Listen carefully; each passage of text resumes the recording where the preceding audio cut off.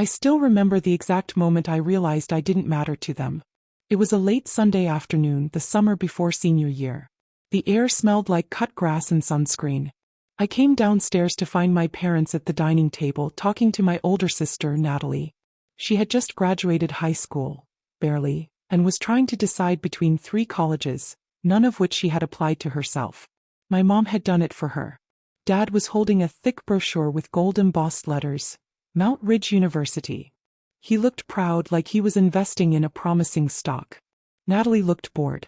She was scrolling on her phone, barely listening. I stood there for a moment watching them. Then I asked quietly, "So, have you guys thought about helping me with college too?" The room went silent. My mom didn't even look up.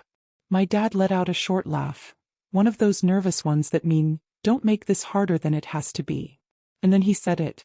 "Em, you're strong. You'll figure it out." I blinked. "Wait, so, you're not paying for mine?" Natalie looked up, then smirked. "Well, maybe if you were actually fun to be around." I felt like the floor had dropped beneath me. My throat went dry. "But I have a 4.0 GPA. I've never missed a deadline. I have a shot at getting into Ridgewood Honors or..." My mom finally spoke. Her voice was flat. "Natalie deserves it, Emma. You're just different." That was it. No fight. No debate. No explanation. Just a decision, quiet, cruel, final. They'd pay for hers. I'd be on my own. And in that exact moment something shifted in me. I wasn't angry. Not yet. But I was cold. Focused. Like a light had gone off in a part of me I didn't even know existed. I wasn't going to beg. I wasn't going to argue. I was going to remember. That night I didn't sleep. I lay in bed staring at the ceiling, listening to the sound of laughter downstairs.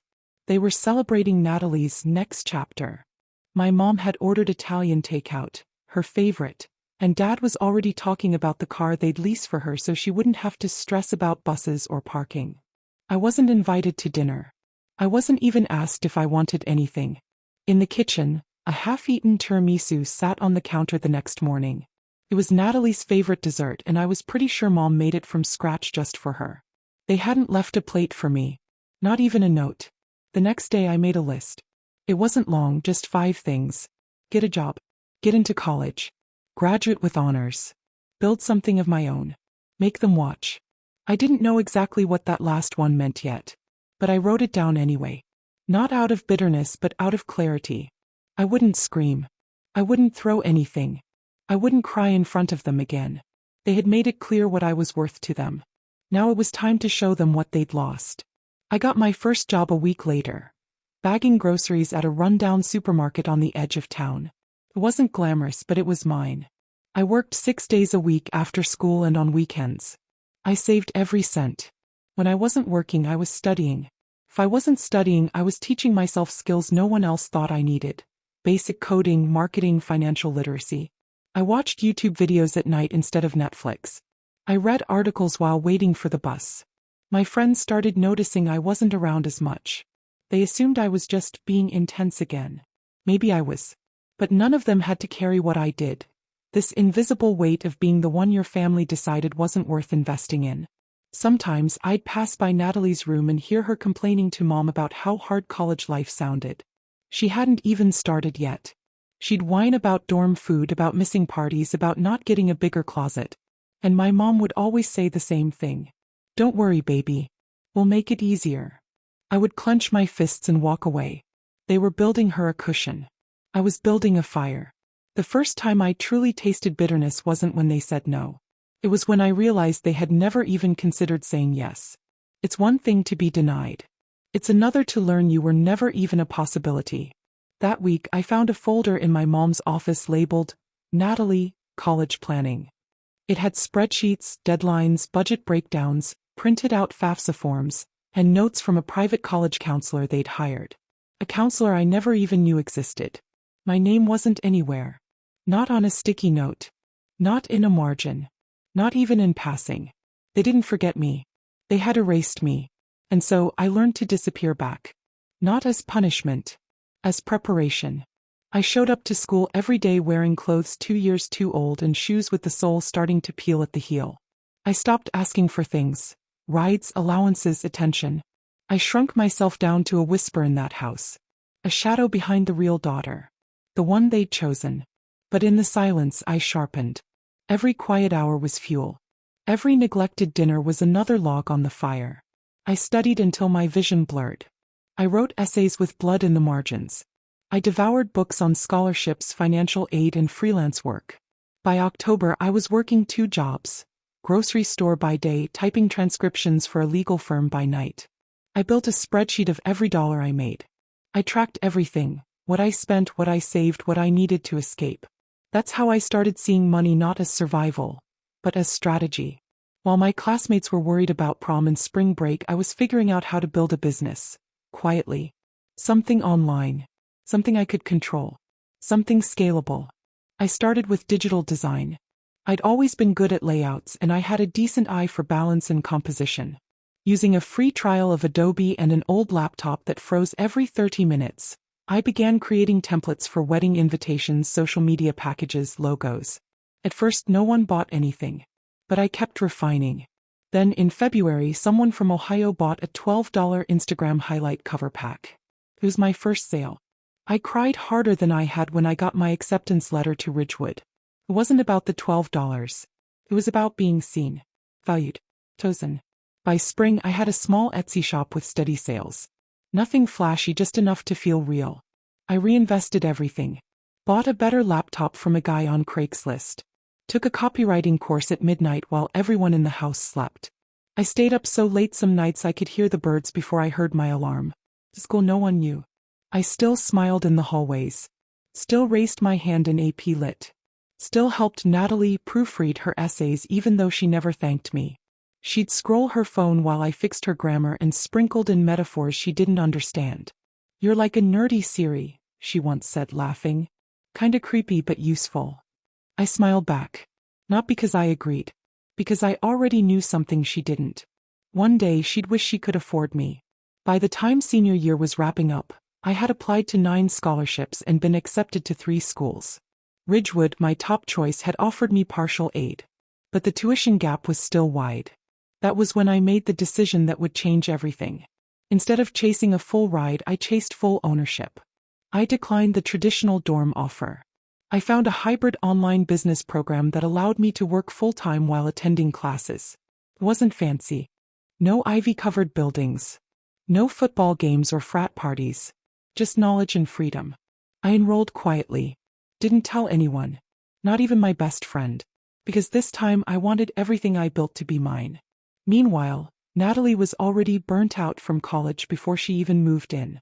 She complained daily about the orientation packet, said it was too long. She started shopping for decor before even visiting campus.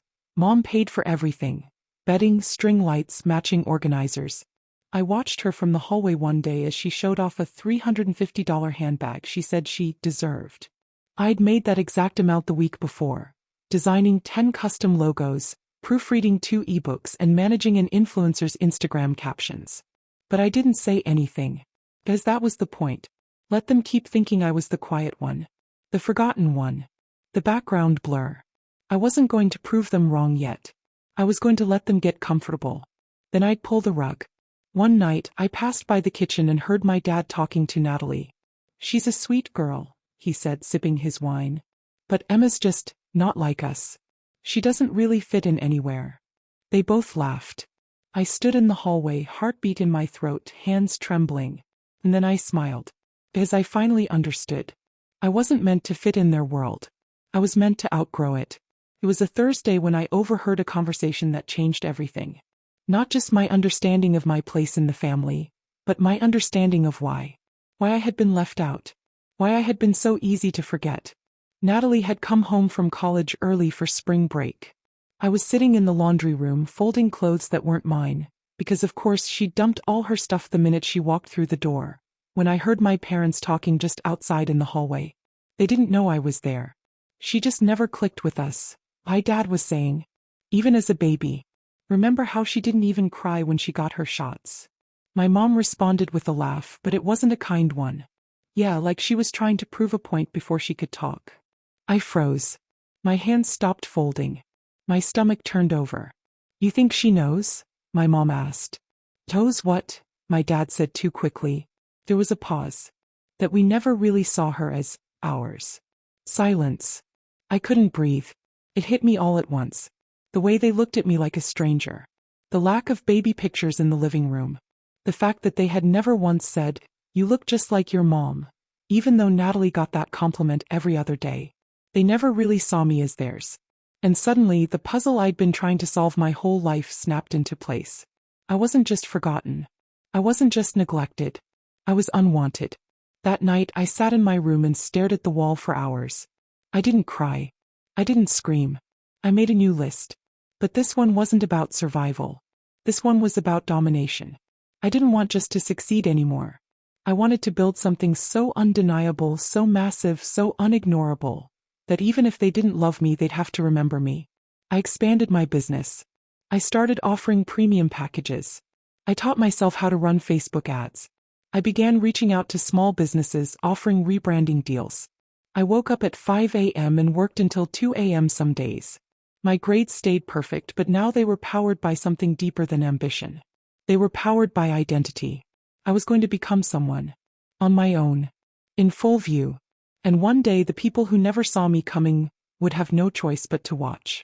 After that night, I no longer wanted to be seen by them. Not as a daughter. Not as a disappointment. Not even as a person. If I wasn't really theirs, then I had no obligation to play the role they had silently cast me in. The obedient backup. The quiet accessory to Natalie's endless spotlight. No more. I stopped engaging. I stopped answering their half-hearted questions about school or work. I stopped volunteering to clean the dishes after family dinners. I stopped laughing politely when they made passive-aggressive jokes about how intense I was. In their eyes, I was vanishing. But in the real world, I was becoming a force. The business I had started as a side hustle was gaining traction. My design packages were getting shared. I was getting testimonials, referrals. A small blog wrote a feature on young creatives to watch, and I was one of them. My follower count doubled overnight. I started receiving inquiries from local businesses asking for consultations. I was still in high school, but I had 3 clients paying me more per month than I made at the supermarket. I quit the grocery job and never looked back. I poured that time into refining my brand, building a system. I created digital products, wrote ebooks, launched a mini course. I invested in tools to automate tasks. I built my own website and learned SEO strategies in my spare time. I was still waking up before dawn. Still going to school. Still acing my test. Still invisible at home. And I was okay with that. Because I had traded their approval for my power. At school, teachers began to notice something different. I wasn't just a good student anymore. I was sharp. Focused like someone who had more on the line than a GPA. Mr. Whitaker, my economics teacher, pulled me aside one day after class.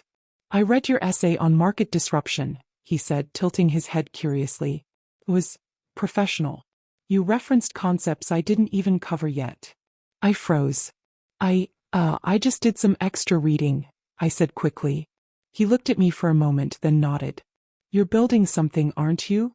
I didn't answer. "You don't have to tell me," he said. "Just don't let anyone convince you to shrink. Not even your family."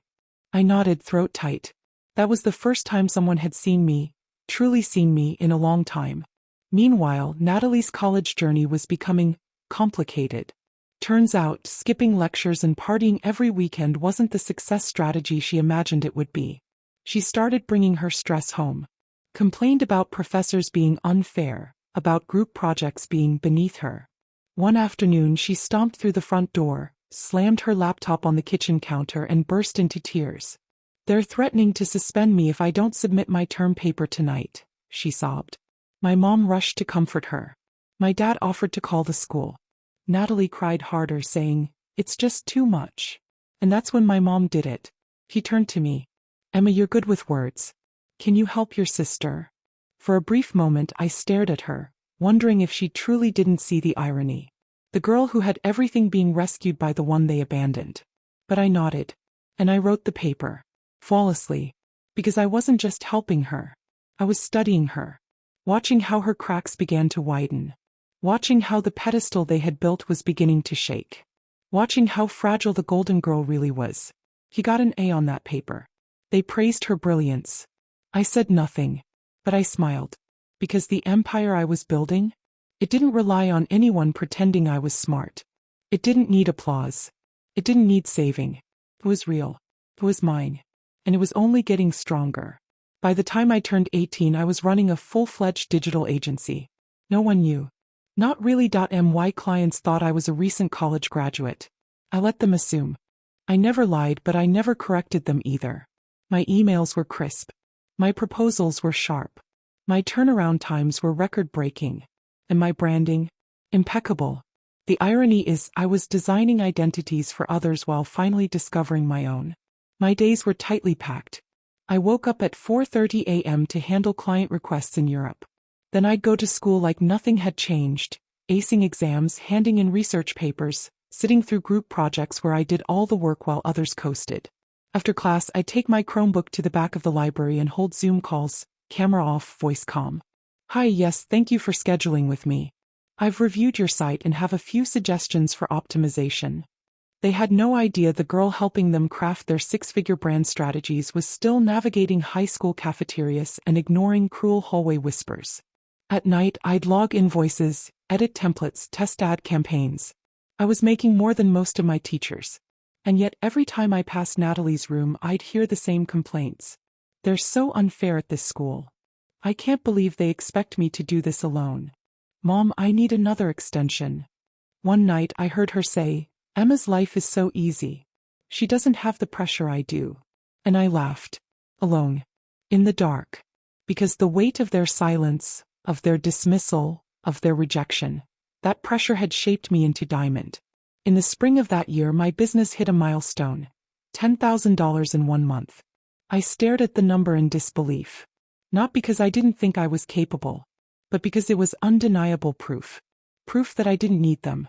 That the success they withheld like oxygen I had manufactured from nothing. I took a screenshot and saved it. Didn't post it. Didn't brag. Didn't even tell my best friend.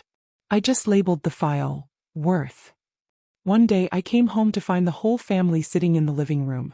It was rare. Even rarer was the fact that they seemed nervous. Natalie was in tears. Mom looked exhausted. Dad was quiet, tapping a pen against his knee. They looked up when I entered. Emma, Mom said, can we talk? I nodded slowly. Natalie had flunked a course. One she needed to graduate. One they'd already paid for in full. She was in danger of being placed on academic probation. She needs help, Dad said. And we thought maybe you could. Help. The same word they hadn't uttered when I begged for support. Help. The thing they denied me. The thing I had to become for myself. I sat down and looked at my sister. She couldn't meet my eyes. I'll help, I said finally. But not the way you think. I offered to coach her. Not write her papers. Not take her exams. But teach her how I organized my work. How I studied. How I managed time. We had 2 sessions before she ghosted me.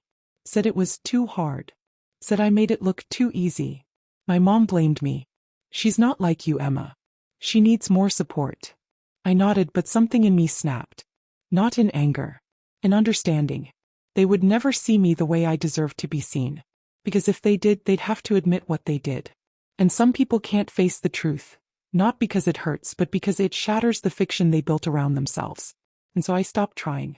That summer, I got invited to speak on a virtual panel for young entrepreneurs. One of the organizers had found my design shop online. They wanted me to talk about growing a brand from scratch. I used a pseudonym. Turned my camera off. My voice, however, was clear. A week later, I got an email from a small startup offering me a part-time remote contract. Design, strategy, user experience, all mine. They offered $4,000 a month. I accepted. When senior year ended, I didn't attend prom. I didn't go to graduation parties. I didn't do any of the things people said were once in a lifetime. Because I was building something for the rest of my life. Instead, I focused on preparing my portfolio for the Ridgewood Business Showcase. I had applied in secret. Submitted a deck that included all my metrics, screenshots of analytics, user testimonials, growth percentages. When I got the email saying I'd been selected as a finalist, I reread it 5 times. They called me one of the most promising independent creators we've seen. I didn't tell my parents. Not yet. I wanted them to hear it the same way they'd once ignored me, publicly. The showcase happened 2 weeks before graduation. Students, faculty, sponsors, and recruiters attended. It was live-streamed. Each finalist got 10 minutes. When I walked up to the stage and introduced myself, people were surprised. Some knew my name from school. Others didn't recognize me at all. I wore a simple black dress, hair pulled back, voice calm. I told them how I started. Why I started. I showed my numbers, my growth, my strategy. And when I ended, the room was quiet. Then they stood. The applause didn't stop. One of the judges, an executive at a major tech firm, came up to me afterward and handed me a card. "Call me," he said. "You have something rare." And that's when I saw them. Standing near the back. My parents. Faces pale. Eyes wide. Silent. They didn't clap. They didn't speak. They just watched. And for once I didn't feel pain. I felt power. Because this time, they couldn't look away. They didn't clap. They didn't say anything. They just stood at the back of the auditorium, still as statues, while the crowd moved around them, while hands were shaken, congratulations offered, and new doors opened. Their silence wasn't power anymore, it was shame. For the first time in my life, I didn't want their words. I didn't crave their recognition. I didn't need their apology. I had already built something bigger than their approval. I had built myself. Later that evening, after the Ridgewood showcase had ended and the building emptied out, I sat alone on the campus lawn, watching the sky shift from deep blue to bruised indigo. In my hands I held 3 business cards, each from investors who wanted to meet. Each with offers of mentorship, internship, partnership. Real opportunities. Real value. No handouts. My phone buzzed. A message from my mom. "You looked impressive today. We didn't know. Why didn't you tell us?" I stared at the screen for a long time.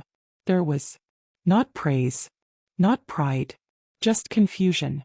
As if they were owed a front row seat to a show they refused to help write.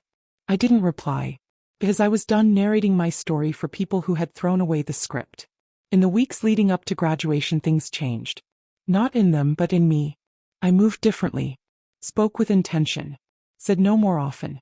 Laughed louder, but only when it was real. I cut ties with the friends who only liked me when I was invisible and started speaking with those who saw me for what I was becoming. People at school began to look at me differently too. Teachers mentioned my name with respect. Peers asked questions they never cared to before.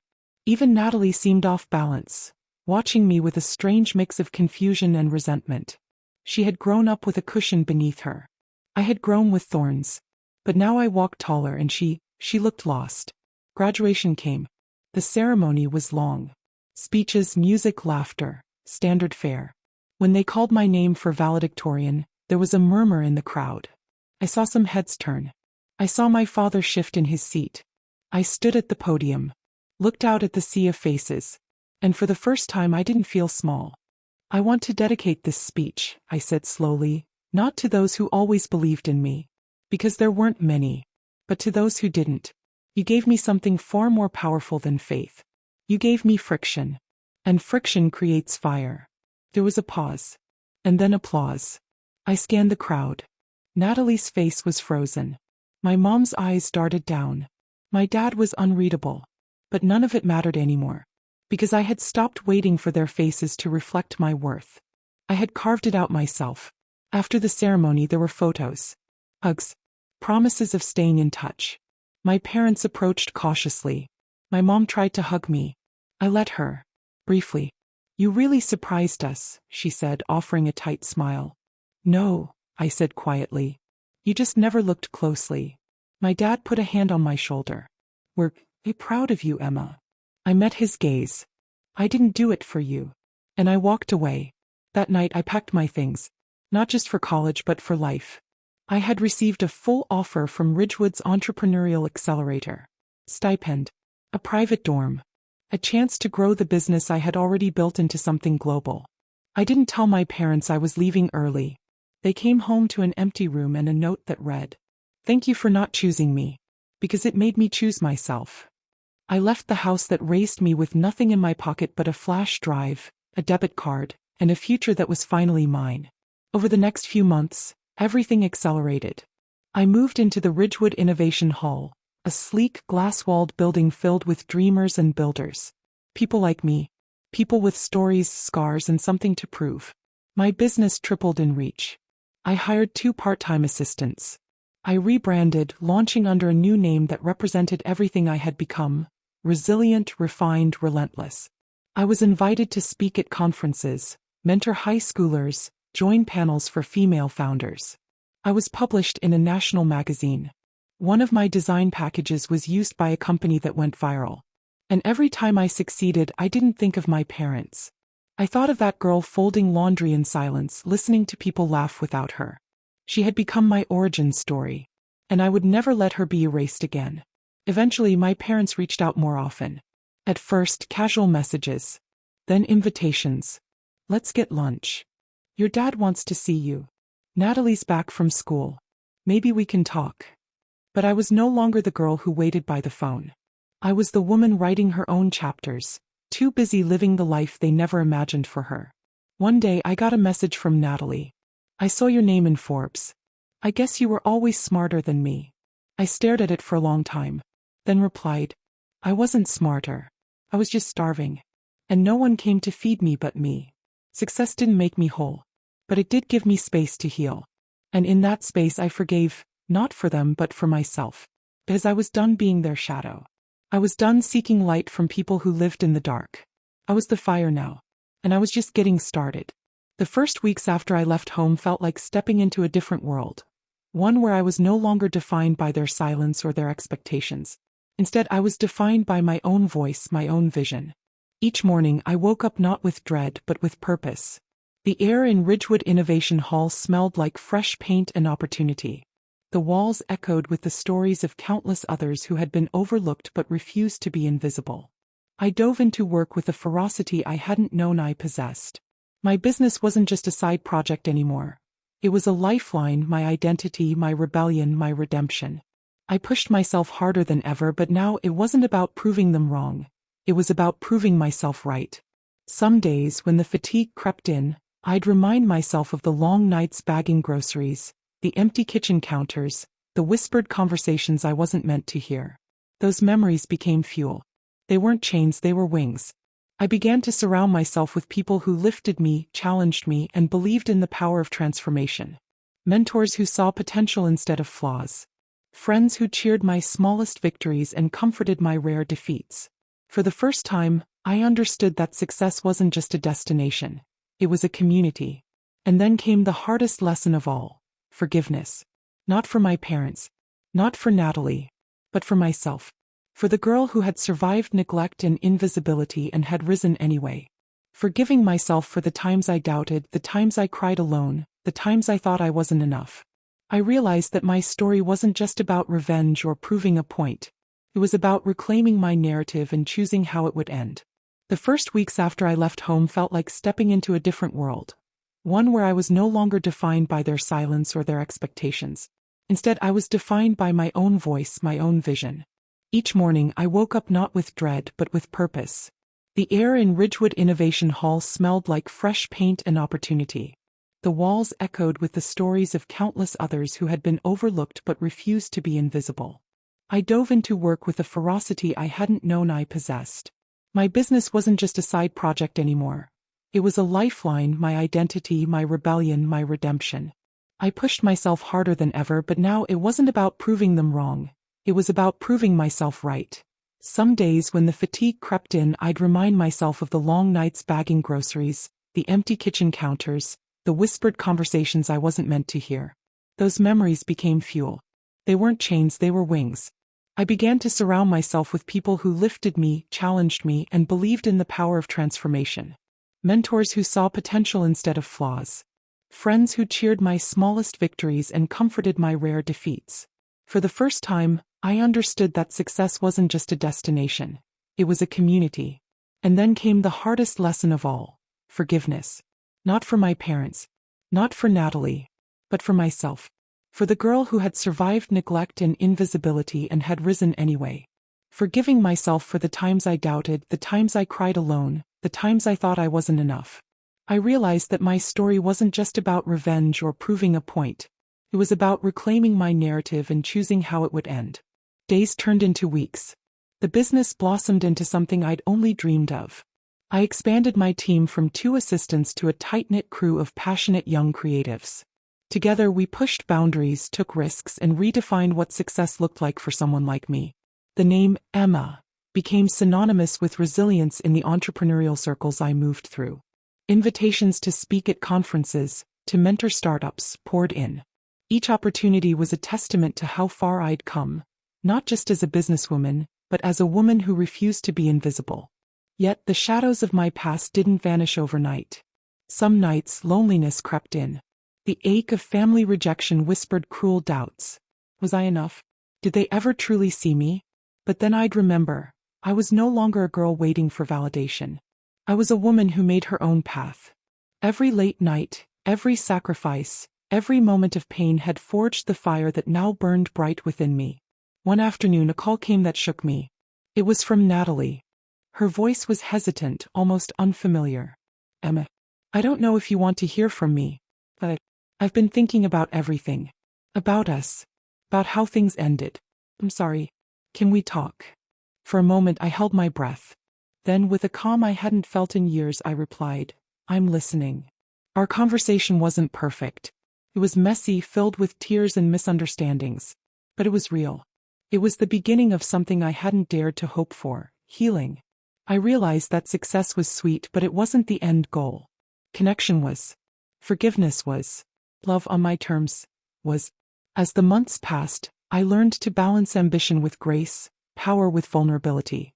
I built not just a business but a life I could be proud of. A life where my worth wasn't dictated by others, but by my own unshakable belief in myself. And as I stood one evening on the balcony of my new apartment, watching the city lights flicker like stars, I whispered a quiet promise. This is just the beginning.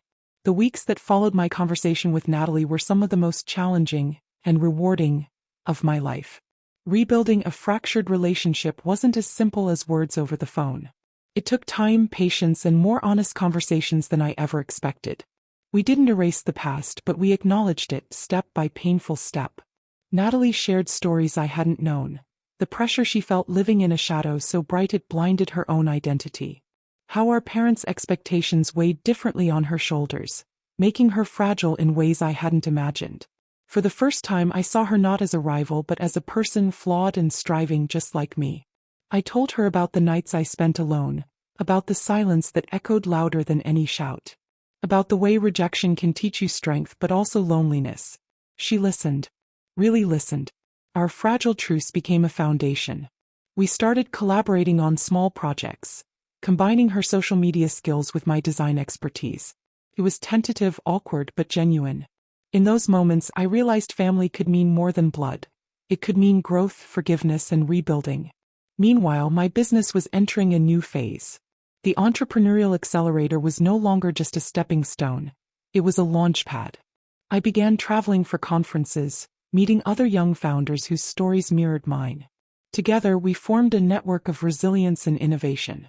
One night, after a particularly inspiring panel, I found myself alone on the rooftop of the conference center, city lights twinkling beneath me. A mentor I admired joined silently and sat beside me. You've come far, Emma, she said softly.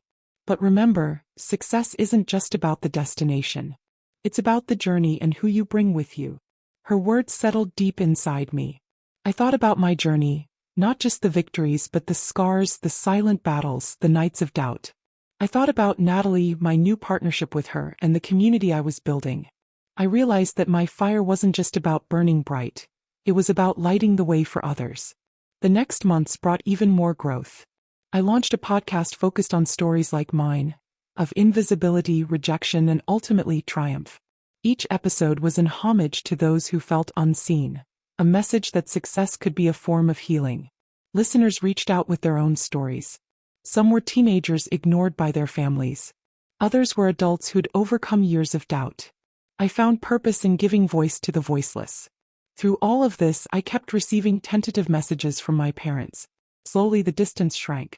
My mom invited me to dinner. My dad sent a text congratulating me on a recent feature. Natalie and I laughed together for the first time in years. I wasn't naive. I knew our wounds would take time to fully heal. But I also knew something deeper. I had reclaimed my narrative. I had chosen love on my own terms. Standing at the edge of a new chapter, I understood this truth. My past did not define me. My worth was not measured by the approval I never received. It was measured by the courage to rise, the strength to forgive, and the fire to keep moving forward. The girl who was left behind was no longer invisible. She was a beacon. And this was only the beginning of a legacy I was determined to build. Not for them, but for me. The journey from rejection to recognition had reshaped everything I thought I knew about myself. But I was no longer content with just surviving or even thriving in isolation. I wanted more. I wanted to build something lasting, something that could transform lives, including my own. I threw myself deeper into the business. What had started as a solo venture was now growing into an empire. I hired talented individuals who shared my vision. People who had also been underestimated, overlooked, or told they wouldn't make it.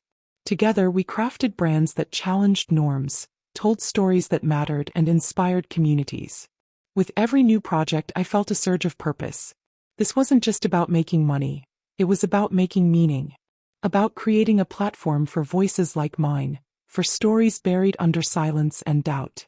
My days became a whirlwind of meetings, strategy sessions, and creative bursts.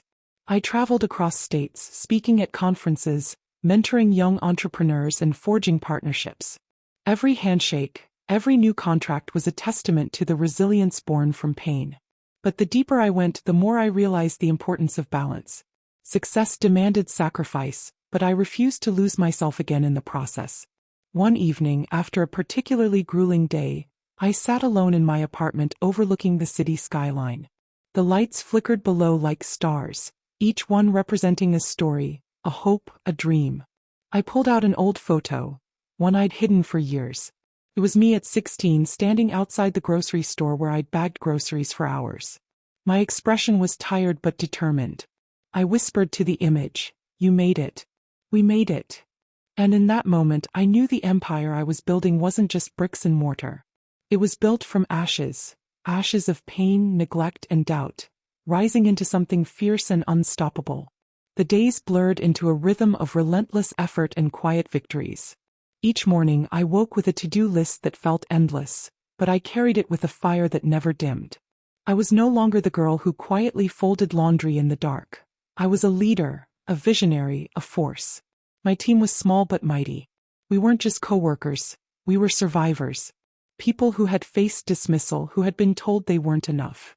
And together we formed a culture of relentless ambition balanced with empathy. We celebrated the wins, big and small, and learned from the losses without shame. I invested time in each person, knowing that nurturing talent was the foundation of any empire. I mentored junior designers, helped the marketing team develop authentic voices, and worked alongside developers to push creative boundaries. Our projects weren't just products, they were movements. One of the most rewarding moments came when a nonprofit focused on education reached out to me. They wanted help crafting a campaign that would reach underserved communities. Young people like I once was, left out and unheard. I poured my heart into that project, staying late into the night, perfecting every detail. When the campaign launched, the response was overwhelming. Messages poured in from teenagers who felt seen for the first time. Parents inspired to believe in their children's potential. Educators moved to action. It was a reminder that success was more than numbers. It was impact. Balancing the whirlwind of work and personal growth wasn't easy. There were moments when exhaustion threatened to consume me. Nights when the silence of my apartment was deafening, and the weight of old wounds crept back in. But I had learned to lean into those feelings rather than run from them. Journaling became my sanctuary, a place to pour out doubts, celebrate breakthroughs, and plot next steps. I began to understand that vulnerability wasn't weakness. It was a source of strength. Sharing my story in interviews, podcasts, and public talks created connections that fueled me further. Family continued to be a complicated thread in my tapestry. My parents' messages grew more frequent, tinged with regret and curiosity. Natalie and I had moments of closeness, but old scars remained. Forgiveness wasn't a single event. It was an ongoing process. One holiday they invited me to dinner. I hesitated, weighing the desire for connection against the risk of reopening old wounds. I accepted, setting boundaries and preparing myself emotionally. The evening was a mixture of awkward silences, tentative conversations, and moments of genuine warmth. I realized that while the past could not be rewritten, the future was still unwritten. The power to shape it lay firmly in my hands. Business milestones followed. I secured my first major investor, someone who saw not just my business acumen but the story behind it. With fresh capital, I expanded into new markets, developed innovative digital platforms, and launched a mentorship program to uplift other young entrepreneurs from marginalized backgrounds. Press features multiplied. The narrative shifted from the girl who was left behind to the woman who built a legacy from scratch. It was surreal sometimes, being the subject of articles, podcasts, and panels, but I embraced it fully. With each success, I felt the echoes of my younger self, a reminder of where I came from and why every achievement mattered. Looking back, the journey wasn't just about proving my parents wrong. It was about proving to myself that my worth was never determined by their approval. It was about transforming pain into purpose and silence into a powerful voice. Now, standing at the edge of what I once thought impossible, I see the path ahead filled with promise, challenge, and endless possibility. The empire I built from ashes was more than a business. It was my truth, my legacy, my gift to the world. And I was just getting started. After years of building my empire, after countless moments of doubt and triumph, I realized something crucial. Success alone wasn't enough to heal the wounds of rejection. The fire that had fueled me needed to be tempered with grace. I needed forgiveness, not to forget what happened but to free myself from the chains of bitterness. Forgiveness didn't come overnight. It came in small steps. Quiet decisions to release anger, to stop reliving old pains, to let go of the narrative that I was defined by their rejection. I learned that forgiveness was less about them and more about reclaiming my peace. I started therapy, a place where I could confront the tangled emotions I'd buried beneath ambition. It was terrifying to face my vulnerabilities head-on, but also liberating. I began to see my parents not as villains but as flawed humans, people who had their own fears, failures, and limitations. This didn't erase the past, but it transformed how I carried it. Forgiveness became a tool of empowerment, not weakness. My relationship with Natalie deepened. We weren't perfect, but we became allies. We shared dreams, fears, and hopes. Supporting each other became a new way to rewrite the story of our family, one chapter at a time. At a conference where I was a keynote speaker, I shared this journey openly.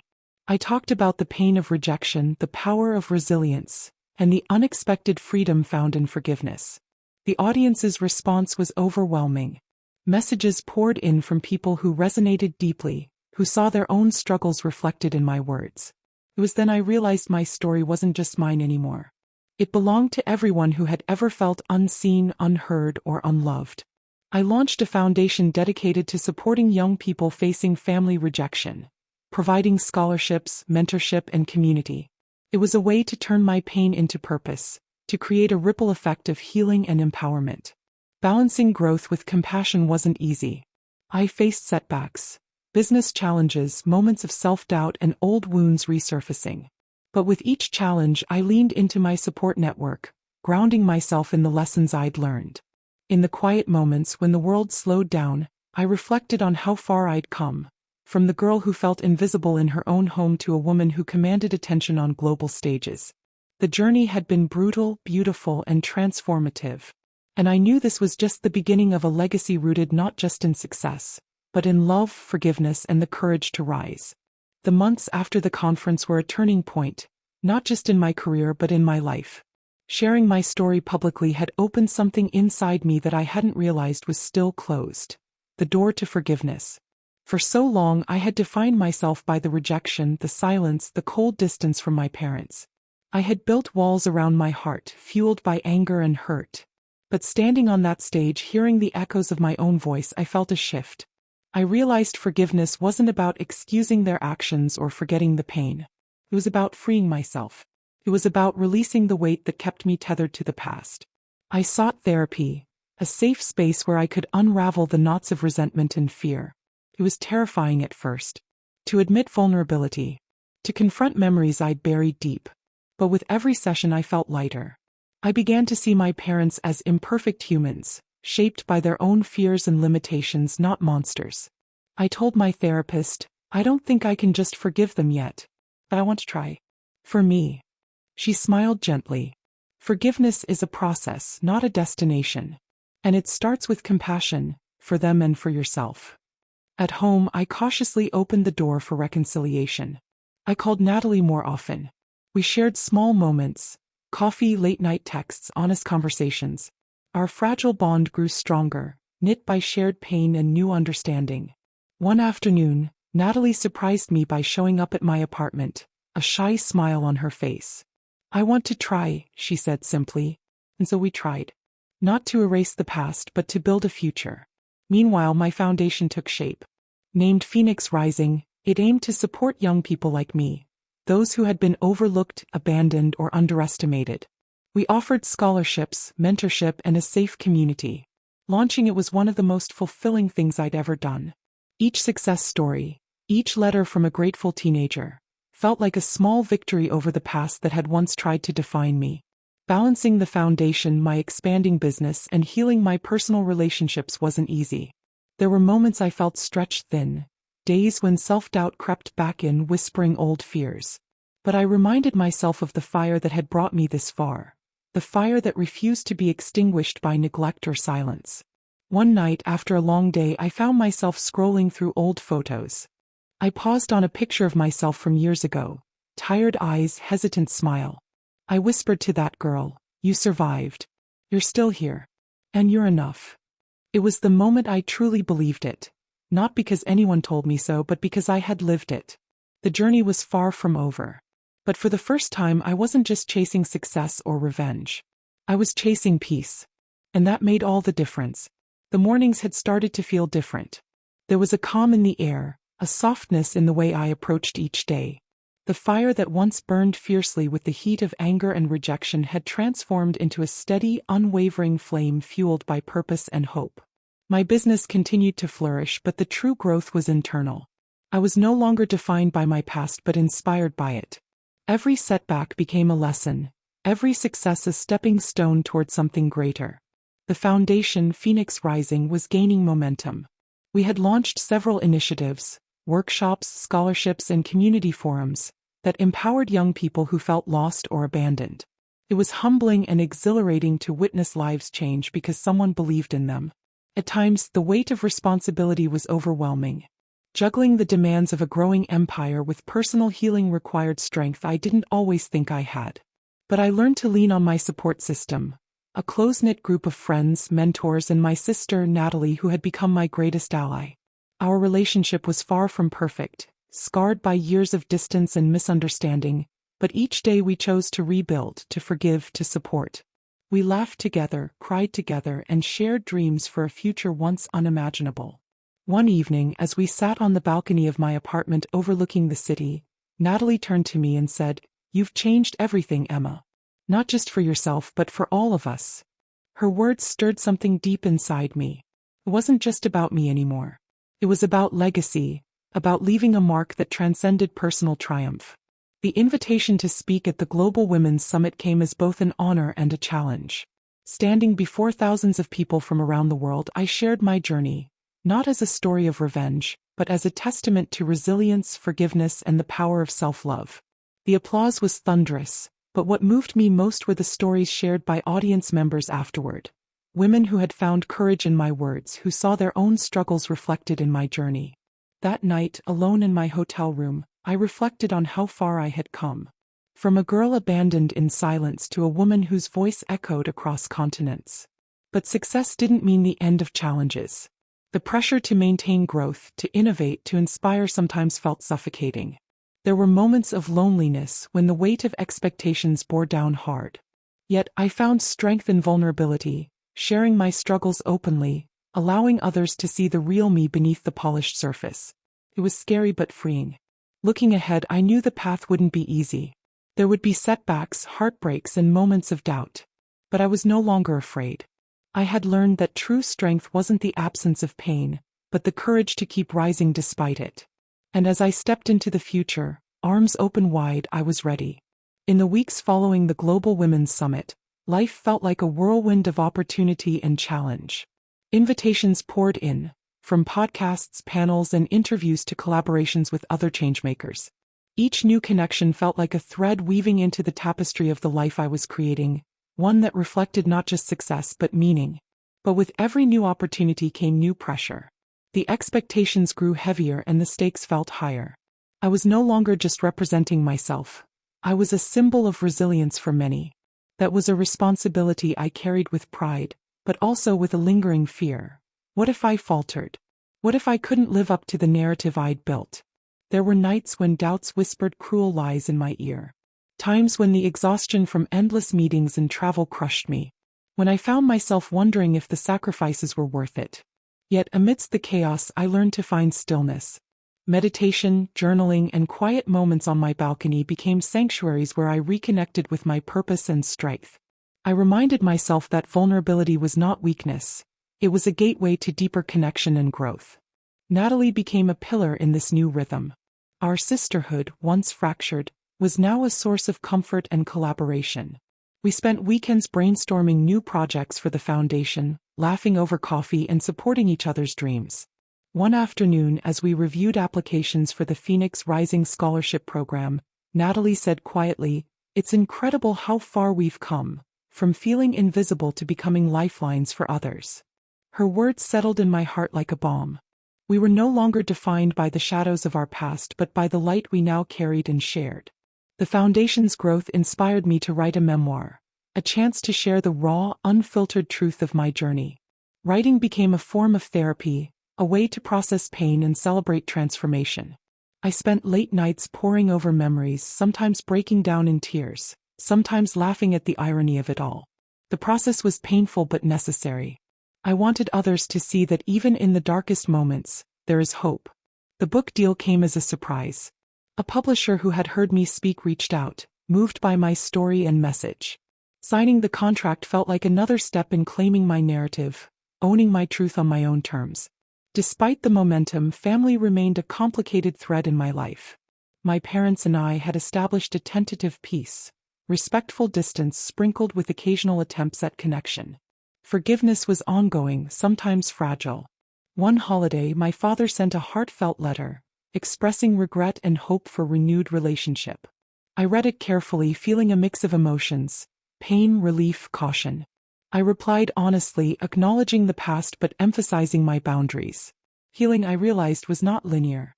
Balancing all these elements, business, foundation, family, personal growth, was an ongoing challenge. But I embraced it fully, knowing that complexity was part of the human experience. I cultivated rituals to ground myself.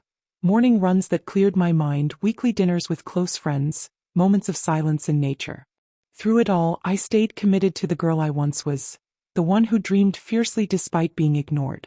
Her courage fueled me every day. Looking forward, I planned new initiatives: international outreach for Phoenix Rising, partnerships with schools, and expanding mentorship programs. I dreamed not only of success but of transformation, changing systems, uplifting voices, creating spaces where no one would feel invisible again. As I stood on the balcony one evening, the city lights shimmering below, I felt a profound gratitude. For pain that shaped me, for love I found, for the journey ahead, and for the fire within that would never be extinguished. The journey of healing and growth was far from straightforward. Each day brought new challenges but also new reasons to keep pushing forward. I had come to understand that the true power of my story lay not in the victories alone, but in the scars I wore with pride, the reminders of survival and resilience. With Phoenix Rising flourishing, I found myself stepping into a role I had never anticipated. A leader not just of a business or foundation but of a movement. Young people across the country were reaching out, sharing stories of pain, hope, and transformation inspired by our work. It was humbling and electrifying. I began traveling internationally, speaking at summits and workshops, connecting with activists and entrepreneurs from diverse backgrounds. Each encounter enriched my perspective and strengthened my resolve to dismantle the barriers that silence and rejection create. Back home, my relationship with Natalie deepened into a powerful sisterhood.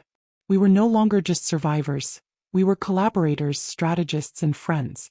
Together, we launched new programs aimed at empowering young women to pursue education and entrepreneurship, breaking cycles of poverty and neglect. Our partnership was a testament to the healing power of forgiveness and shared purpose. It was a daily reminder that family, no matter how fractured, could be reclaimed and reshaped.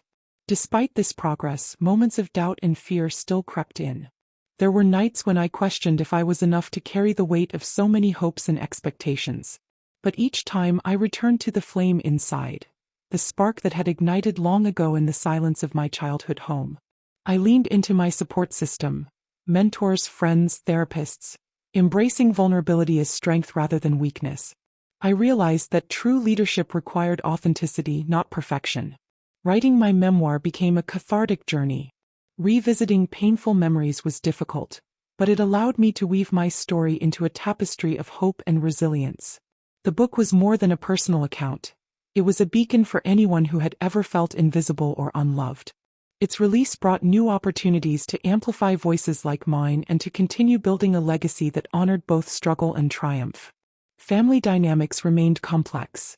My parents and I maintained a cautious but growing relationship.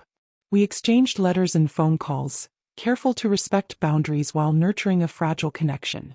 The wounds of the past would never fully disappear, but we were learning to coexist with compassion and honesty.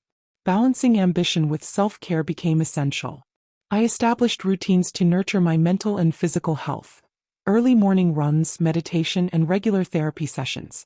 These practices grounded me amidst the whirlwind of responsibilities.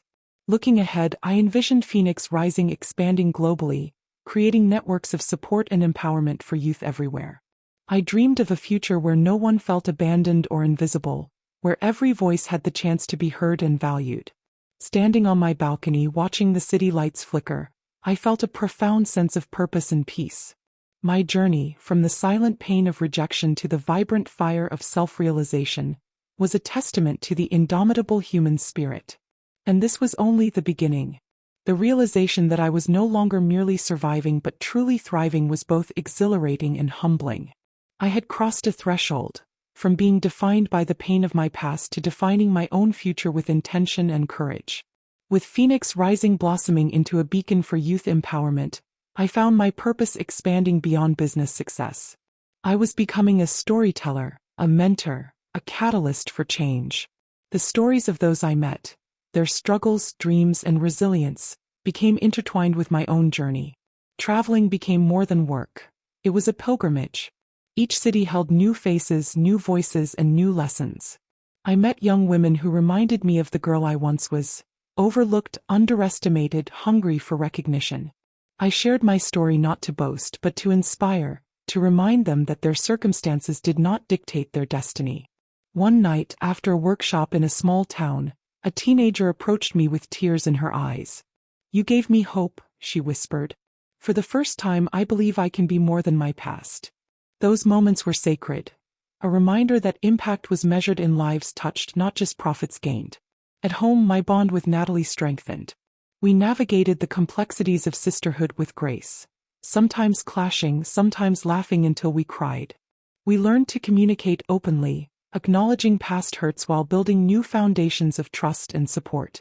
Our shared work on new initiatives felt like reclamation, not just of family but of our identities and futures. Amidst growth and connection, I remained committed to my personal healing. Therapy sessions became spaces of deep introspection and growth, helping me untangle patterns of self-doubt and perfectionism. I learned to embrace my imperfections as part of my strength. I practiced mindfulness and self-compassion, recognizing that the journey to wholeness was ongoing. The release of my memoir marked a milestone. The book resonated deeply with readers, sparking conversations about family, resilience, and self-worth. Letters and messages poured in, stories of pain, courage, and transformation. I realized my voice had become a beacon not just for myself, but for a community of warriors who refused to be silenced. Family relationships continued to evolve. My parents and I shared moments of tenderness and tension. Forgiveness remained a delicate dance, sometimes advancing, sometimes retreating. But the door to reconciliation was open. Natalie and I became bridges, navigating the past with empathy and the future with hope. Balancing ambition with rest remained a priority. I cultivated routines that nurtured my body and soul: early morning runs, journaling, meditation, and quality time with loved ones. I understood that true success was holistic, encompassing mind, body, and spirit. As I looked to the future, my vision expanded beyond personal achievement. I dreamed of a world where every young person had access to the resources, support, and belief they needed to thrive. I vowed to continue building that world. One story, one life, one step at a time. Standing on my balcony, watching the city lights flicker against the night sky, I felt a profound peace. The journey from silence to voice, from pain to power, was my legacy, and it was only just beginning.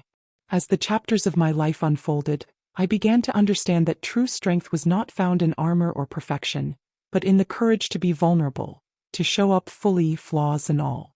The years of hiding pain beneath a mask of success were finally giving way to authenticity. This awakening changed how I led, not just in business but in every relationship. I shared not only my victories but my struggles, fears, and doubts. It was scary to risk judgment, but the connections forged through honesty were deeper and more meaningful. At Phoenix Rising, I encouraged this culture of openness. We fostered environments where team members could express their true selves, celebrate failures as learning, and support one another through challenges. This shift created a space where creativity and innovation flourished. My relationship with Natalie grew richer. We celebrated milestones together. Her acceptance into graduate school, my book's bestseller status, our joint keynote at a women's empowerment event. We laughed about old wounds, recognizing how far we'd come. Yet vulnerability also meant confronting uncomfortable truths. Therapy sessions brought buried emotions to the surface: grief, anger, and the lingering ache of abandonment. Facing these feelings was painful but necessary. I learned to hold space for my pain without letting it define me, to honor my past without being imprisoned by it. The memoir's success brought new challenges: public scrutiny, misinterpretations, and the pressure to constantly be strong. I realized the importance of setting boundaries and prioritizing self-care. Family dynamics remained complex. I found peace in accepting that some relationships might never be perfect. I focused on nurturing those that were healing while protecting my well-being. Outside of work, I embraced hobbies that nourished my soul: painting, hiking, and quiet mornings with coffee and a journal. These moments grounded me and rekindled joy. Looking ahead, my vision expanded to include global partnerships aimed at systemic change, addressing not just individual empowerment, but the root causes of inequality and exclusion. One evening, standing beneath a sky full of stars, I whispered a promise to myself: to keep growing, to keep loving, and to keep shining my truth no matter the shadows. The journey was ongoing, imperfect, and beautiful, and I was ready for every step. From the depths of pain and silence, I emerged into a world that was no longer dictated by the judgments and neglect of others but shaped by the fierce determination to live authentically and purposefully. The past still lingered like a shadow, but it no longer controlled me. Instead, it fueled the fire that burned steadily within, lighting the path forward. Every setback I had endured, every moment of rejection, had forged an unbreakable resilience that I carried like armor. Yet, unlike before, this armor did not isolate me. It connected me to others who walked similar paths of struggle and triumph. My work with Phoenix Rising evolved from a local initiative to a global movement. We expanded our reach to communities across continents, partnering with grassroots organizations, educators, and activists committed to breaking cycles of poverty, abuse, and invisibility. Each new program was a seed planted in fertile ground, a promise of hope for young people who had been dismissed or forgotten. I poured my heart into every detail, knowing that this was more than just business. It was legacy, a chance to rewrite the stories of those who had been silenced for too long. But the journey was not without its battles. The demands of leadership sometimes felt overwhelming, the pressure to constantly inspire others weighing heavily on my spirit. There were nights when exhaustion seeped into my bones, when doubts whispered insidiously that I was not enough, that the scars I bore were too deep. Yet in those moments I found strength in community, in the shared stories of those who understood the pain and the power of rising. Together we formed a tapestry of courage, woven from threads of vulnerability and hope. At home, Natalie and I continued to navigate the complexities of sisterhood. Our bond, once fractured by distance and misunderstanding, had become a source of unwavering support and fierce love. We celebrated each other's victories and held each other through struggles. Our shared mission with Phoenix Rising gave our relationship a purpose greater than ourselves, a testament to the possibility of healing and transformation. Personal healing remained an ongoing process. I committed to practices that nurtured my soul. Meditation, long walks in nature, moments of quiet reflection that grounded me amidst the chaos. Therapy sessions helped me unravel the lingering threads of pain, teaching me to embrace my imperfections and view them as facets of my strength rather than weaknesses. I learned to celebrate progress rather than perfection, understanding that growth was a lifelong journey. The release of my memoir marked a profound milestone. It was more than a book. It was a declaration of survival, resilience, and hope. The overwhelming response from readers around the world reminded me that my story resonated far beyond my own experience. Messages flooded in, stories of pain, courage, and transformation, connecting a global community of survivors and warriors. Family dynamics remained delicate.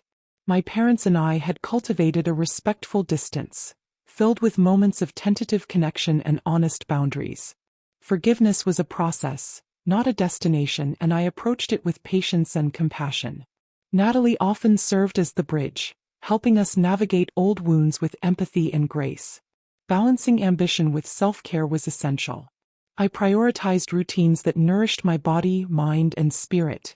Early morning runs that cleared my mind, journaling that captured my thoughts, and regular moments spent with friends and loved ones who uplifted me. I learned that true success was holistic, a harmony of achievement, health, and joy. Looking forward, I envisioned expanding Phoenix Rising's global impact through innovative partnerships and programs focused on systemic change, tackling not just individual empowerment but the structural inequalities that perpetuate cycles of neglect and abandonment. My mission was clear: to create a world where no young person would feel invisible or unloved, where every voice had the power to be heard and valued. One evening, as I stood beneath a sky ablaze with stars, I whispered a vow to myself: to continue rising, to continue loving fiercely, and to remain unapologetically true to my journey. The path ahead was uncertain, but I faced it with open arms and an unyielding spirit. From the shadows of my past, I had claimed my destiny. And this was only the beginning. The journey from pain to power was neither quick nor linear. Each day brought its own challenges, moments of doubt, exhaustion, and the temptation to retreat into old fears. Yet I was learning to embrace these moments not as setbacks but as integral parts of the transformation. I understood that healing was not a destination but a lifelong commitment, a dance between light and shadow. Phoenix Rising had become more than a foundation. It was a movement fueled by shared stories of resilience and hope. The youth we served were no longer statistics or faceless beneficiaries but vibrant individuals whose courage inspired me daily.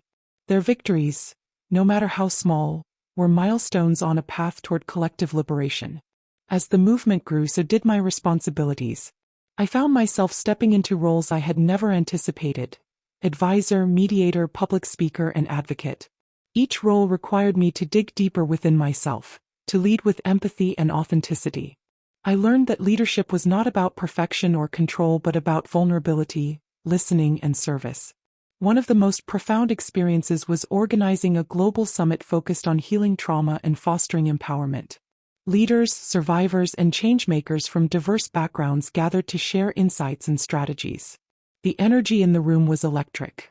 A powerful reminder that transformation was possible when we came together with open hearts and minds. Despite the public success, my private life remained complex. Family dynamics continued to challenge me in unexpected ways. Moments of connection with my parents were often shadowed by unresolved pain. I accepted that some wounds might never fully heal, but I chose to honor the progress we had made rather than dwell on what remained broken. Natalie remained my steadfast ally. Together we navigated these complexities with patience and love. Our shared history, once a source of pain, had become a foundation for growth and solidarity. We dreamed aloud of expanding Phoenix Rising's reach, of creating programs that addressed not just immediate needs but systemic change. Balancing such a demanding life required intentional self-care. I carved out rituals that nourished my mind and body: morning meditation, journaling, exercise, and moments of stillness in nature. These practices grounded me and replenished my spirit amidst the relentless pace of work and travel. I also learned the importance of saying no, setting boundaries that protected my energy and well-being. It was a difficult lesson but an essential one. Writing and sharing my story continued to be a source of healing and connection. The memoir's impact extended far beyond sales. It sparked conversations about family, trauma, resilience, and the power of choice. Readers wrote to me from all corners of the world, sharing their own journeys and finding solace in shared experience. Looking forward, I envisioned a future where Phoenix Rising could influence policy, education, and social systems globally. My mission was to build a legacy not only of personal success but of structural transformation, dismantling barriers and creating pathways for those too often left behind. One evening, standing on my balcony as the sun dipped below the horizon, I felt a profound sense of peace and purpose. The scars of my past were still there, but they no longer defined me. I was a woman forged by fire, rising stronger with every step. The road ahead was unknown, but I embraced it with courage and hope. From pain to power, from silence to voice, I was ready to keep rising. Even as the public face of Phoenix Rising, a leader celebrated for resilience and triumph, I knew that the internal battles often went unseen. Success could mask the shadows that lingered in quiet moments, the lingering doubts, the nights when exhaustion and loneliness pressed heavily against my chest. It was in these moments that I faced my greatest challenges, wrestling with fears that sometimes whispered I wasn't enough. But vulnerability had become my greatest strength. I allowed myself to feel deeply, to acknowledge pain without shame. Therapy remained a sanctuary, a place where I could unravel the complex emotions layered beneath years of rejection and self-doubt. Each session was a step toward wholeness, a reclamation of parts of myself long neglected. My relationship with Natalie continued to evolve, growing stronger through shared experiences and honest conversations. We supported each other's dreams and fears, creating a bond forged not only by blood but by choice. Together, we navigated the complexities of family healing, learning that forgiveness was a process requiring patience, empathy, and sometimes distance. Phoenix Rising expanded its programs, introducing initiatives focused on mental health support and trauma-informed care. We collaborated with psychologists, social workers, and educators to create resources tailored to the unique needs of marginalized youth. Witnessing the positive impact of these programs reaffirmed my commitment to holistic healing. Balancing the demands of leadership with personal well-being remained a delicate dance. I prioritized routines that grounded me: early morning meditation, journaling, and long walks in nature. These practices replenished my spirit and helped maintain clarity amidst the chaos. Public scrutiny increased as my profile grew. Media attention brought praise but also criticism and misunderstanding. I learned to navigate these pressures with grace, leaning on my support system and remembering my core values. I refused to let external opinions define my worth. Writing remained a vital outlet. I continued to share my story through articles, podcasts, and speaking engagements, using my voice to advocate for those whose stories had been silenced. Each narrative shared was a step toward collective healing and empowerment. Family relationships remained complex and nuanced. My parents and I maintained cautious communication, honoring boundaries while seeking moments of genuine connection. Natalie often served as mediator, helping bridge gaps with compassion. Looking ahead, I envisioned Phoenix Rising evolving into a global network of support, offering not only immediate assistance but advocating for systemic change in education, healthcare, and social services. My mission was to build a future where no young person would feel invisible or abandoned. Standing on my balcony one evening, the city lights shimmering below, I reflected on the journey, each scar, each triumph, each moment of vulnerability that had shaped me. I embraced my whole self, knowing that true strength lay not in perfection but in authenticity. The path was still unfolding, but I was ready to walk it, fearless, open, and determined. The path I walked was anything but easy. Each step forward was met with challenges that tested not only my resolve but my very sense of self. Yet I discovered within me an unbreakable spirit, one that refused to be diminished by past pain or present obstacles. This spirit was forged in the crucible of rejection and struggle, tempered by resilience and hope. Phoenix Rising had grown into a beacon for many, a source of empowerment and healing for youth who had faced neglect, abandonment, or silence. Our programs reached farther than I had ever imagined, connecting with communities across borders and cultures. It was humbling to witness the ripple effect of our work, how a single act of support could spark transformation in countless lives. Leadership brought new dimensions of responsibility. I became not just a founder but a mentor, an advocate, a voice for those who had been unheard. I spoke at conferences, advised policymakers, and worked alongside other changemakers to address systemic barriers that perpetuated inequality. This work was demanding yet deeply fulfilling. Despite the outward appearance of strength, I faced internal struggles, moments of doubt, fatigue, and vulnerability. I learned to embrace these feelings as part of the human experience, allowing myself to be imperfect and real. Through therapy and self-reflection, I cultivated self-compassion and patience, understanding that growth was a lifelong journey. Natalie and I remained pillars for each other. Our shared history, once a source of pain, had become a foundation of support and inspiration. Together, we envisioned expanding Phoenix Rising's reach, launching initiatives focused on education, mental health, and economic empowerment. Our bond was a testament to healing's power and the strength of chosen family. Balancing personal life with the demands of leadership required intentionality. I prioritized self-care rituals, early morning runs, meditation, creative outlets, and quality time with loved ones. These practices grounded me and replenished my energy, enabling me to face challenges with clarity and resilience. The memoir's success opened doors for advocacy and connection. Readers reached out with stories that mirrored my own, creating a community bound by shared experience and collective strength. This network became a source of encouragement and accountability, fueling my commitment to the mission. Family relationships continued to evolve with nuance and care.